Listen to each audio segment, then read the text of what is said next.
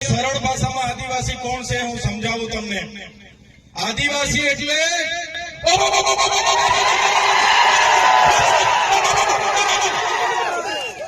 આદિવાસી છે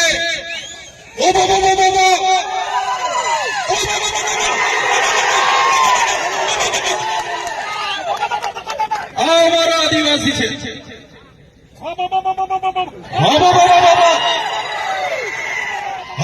એટલે આપણા દેશમાં આપણું રાજ, આપણા ગામમાં આપણું રાજ।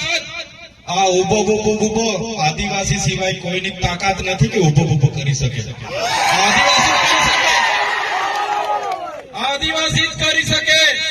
ગમે એવો ખમીર મંત્રી હોય, ગમે એવો અબજોપતિ હોય કે કરોડોપતિ હોય, ગમે તેવો હોય, કોઈના બાપની તાકાત નથી કે ઉભું અહીંયા કરી શકે।